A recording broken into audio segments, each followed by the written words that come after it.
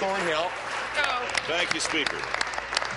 My question is to the Premier. The backroom sweetheart deal you cut with your foreign partner is an experiment that's gone badly off the rails. 6 nations walked away from a deal with Samsung to locate windmills and solar panels on their reserves. Chief Bill Montour said, quoting, "What caused the failure is that the company was very closed about the information we needed. Samsung was basically saying, sign the deal and trust us." What makes you think Ontario families should have more trust in a deal with a foreign conglomerate than with their own partners?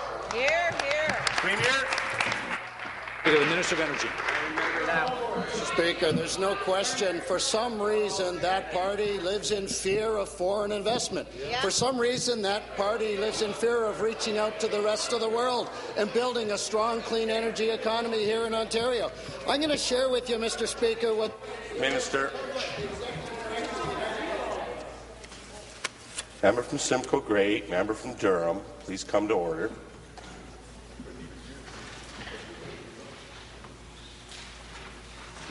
Minister. Let's see what others around the world are saying about Ontario. The Executive Director of the United Nations Environment Program was in Toronto yesterday. He applauded our government's efforts to build a world-leading clean energy economy here in Ontario. This is what he said about the position of the Leader of the Opposition. He called it simplistic and that it threatens to undermine a crucial policy in boosting Ontario's economy. Mr. Speaker, we will not let the simplistic position of the member's opposite to take down our clean energy economy and lose those thousands of jobs. Mr. Speaker, those jobs mean a lot to Ontario families, and we're going to fight for them. Supplementary. Speaker, we don't fear foreign investment. We fear the mess that minister has made of it. You're expensive. Your expensive, secret, sweetheart deal with Samsung is not producing jobs or power. Samsung has not produced a single watt of power. First Nations walked away from dealing with Samsung. It is a $7 billion deal you're adding to the hydro bills of Ontario families who are feeling squeezed enough already. They cannot afford to pay more, and job announcements do not mean that any jobs exist. They don't. On October 7th, our leader and an Ontario PC government will end the deal.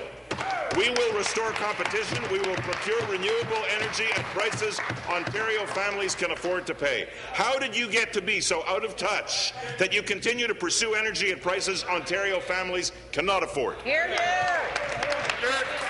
Mr. Speaker, the agreement that member opposite is so keen to end will also bring a death, Mr. Speaker, to 700 jobs in Windsor, 900 jobs in Tillsonburg, 200 jobs in Don Mills, 16,000 jobs over the life of the agreement, $7 billion, Mr. Speaker, in investment in our economy. And, Mr. Speaker, our clean energy economy here today has become the global leading clean energy economy in the world.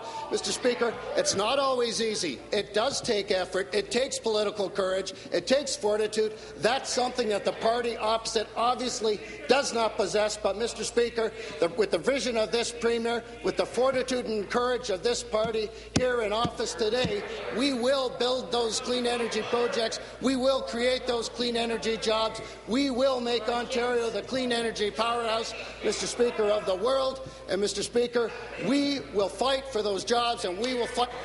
New question, the member for Kenora Rainy River. Speaker, my question is for the Premier. A recent report by the well-regarded